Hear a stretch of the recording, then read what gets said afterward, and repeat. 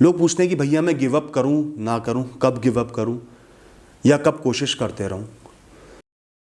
सबसे पहली बात है, ध्यान से सुनना। सालों से आप एक चीज़ के लिए कोशिश कर रहे हो, प्रयत्न कर रहे हो, जी जान लगा रहे हो, लेकिन ज़रा सी भी इंप्रूवमेंट नहीं आई है।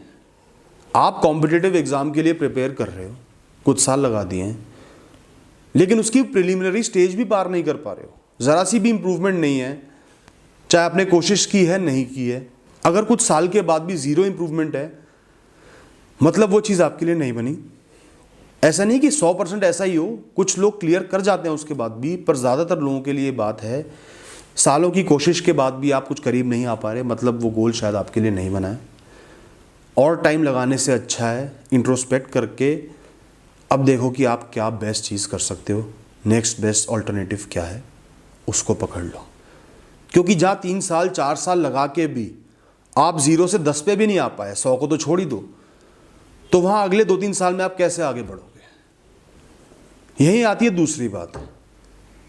अगर 3-4 साल दे के कुछ नंबर से रह रहे हो, कुछ रैंक से रह रहे हो, या 50% भी क्लोज आ गए हो, आपको फील हो रहा है, कॉन्फिडेंस फील हो रहा है, लग रहा है कि मैं बहुत नज़दीक हूँ, तो आपने बिल्कुल भी हार नहीं माननी, चाहे टाइम ज़्यादा ही हो गया हो।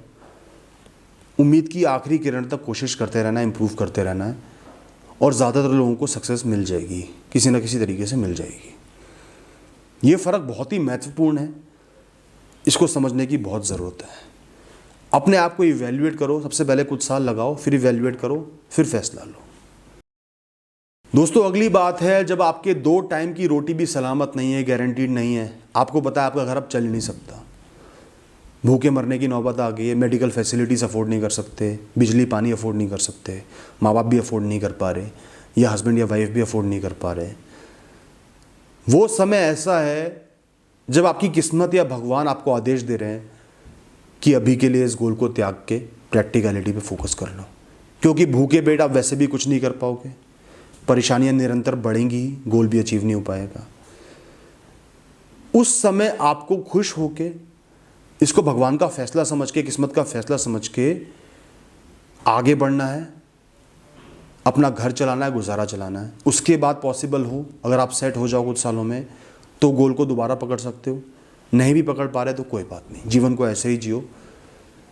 आपका जीवन ऐसे ही चलना था, यह आपके जीवन का सही डायरेक्शन है, वो चीज़ आपको नहीं मिलनी थी, उसको एम्ब्रेस करो।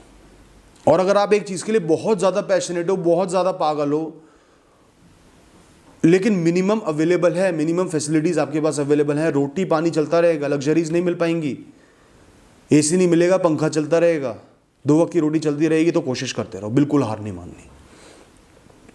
हार मान के प्रैक्टिकल होके आप पूरे जीवन रिग्रेट करोगे, वो आपने नहीं करना, आखिरी दम तक कोशिश करते रहना है। अगर परेशानियों के बावजूद भी रोज सुबह उठ के आपको वही काम करना अच्छा लगता है, इतने आप पैशनेट हो, इतने डेडिकेटेड हो, आप उसी के लिए बने हो, तो वो काम करते रहो, बिल्कुल मत छोड़ो, पूरे जीवन करते रहो, और सक्सेस जरूर मिलेगी। आज नहीं मिलेगी, कल नहीं मिलेगी, परसों मिलेगी।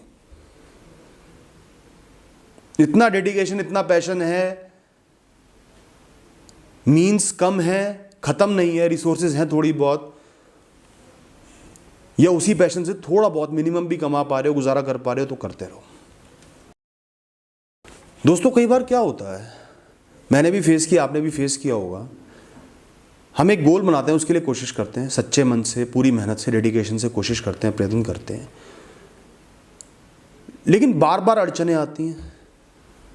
अड़चनें हर गोल में आती हैं, लेकिन कई बार कोई भी चीज़ सही नहीं होती, चारों तरफ से गलत खबर आती है, ये भी चीज़ गलत हो गई, आपकी गलती नहीं है, वो भी चीज़ गलत हो गई, आपकी गलती नहीं है, वो भी चीज़ गलत हो गई, और निरंतर ऐसी खबरें आती हैं, आज आई, अगले महीने आई, 6 महीने बाद भी वही बुरी खबर आ रही है, वही परेशानी हो रही है, साल भर बाद भी वही हो रहा है। तो ये एक संकेत है कि ये गोल शायद आपके लिए नहीं बना है। अगर आप बिल्कुल पागल हो उस गोल के लिए तो करते रहो, वरना इस संकेत को समझो। क्योंकि इंसान 100% कोशिश करे, रिजल्ट 70% आया, 50% आया, कोई बात नहीं। अगर 5% रिजल्ट आ रहा है, 95% एनवायरमेंटल फैक्टर्स प्ले कर रहे हैं नेगेटिवली, तो ये संकेत है कि शायद ये गोल आपके लिए नहीं बना है। मैंने इस सिचुएशन को कई बार फेस किया है और इसका मुझे पॉजिटिव रिजल्ट मिला है। मैंने उस गोल को छोड़ा तो मुझे कुछ अच्छी चीज़ मिल गई, इसलिए मैं आपको ये बात बता रहा हूँ। लाइफ को ऑब्जर्व करना ज़रूरी है, जो आपके साथ हो रहा है उसको ऑब्जर्व करना ज़रूरी है न्यूट्रली, ये नहीं कि सिर्फ परेशान रहो। सोचो कि ऐसा क्यों हो रहा है, ये नेचर, ये पृथ्वी, ये जीवन आपको क्या संकेत दे रहा है, उनको समझो और आगे देखो क्या कर सकते हो। लेकिन दोस्तों, शुरुआत में कोई भी बड़ा गोल पकड़ोगे अड़चने आएंगी, परेशानी आएंगी, मैं उनकी बात नहीं कर रहा हूँ।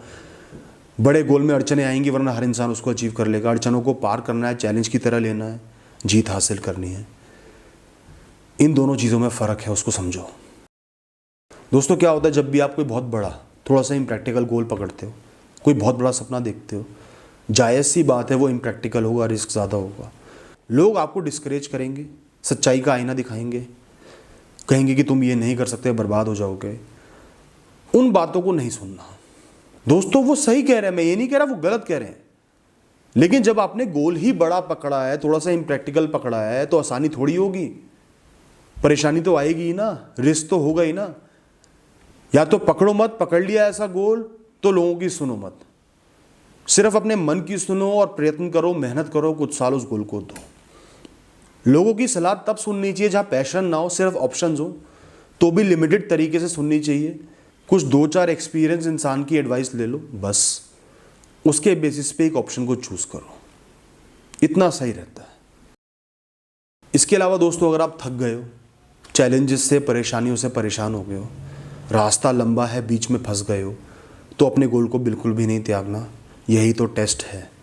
ये जो फ्रस्ट्रेशन वाला फेज़ होता है ना बीच का, जहाँ परेशानियाँ होती है, कॉम्प्लेक्सिटीज़ होती है, सक्सेस दूर दिखती है, यही तो टेस्ट है। इसी टेस्ट को पार करके आगे बढ़ जाना है, इतना आगे चले जाना है कि पीछे जाने का रास्ता ही ना हो, सिर्फ सक्सेस का रास्ता दिखे। थक गए हो, थोड़ा सा ब्रेक लेके फिर जुट जाओ, हार नहीं माननी, इतना ध्यान रखना। बस दोस्तों, इतना ही कहना था। स्ट्रांग रहो, कर्म करते रहो। All the best.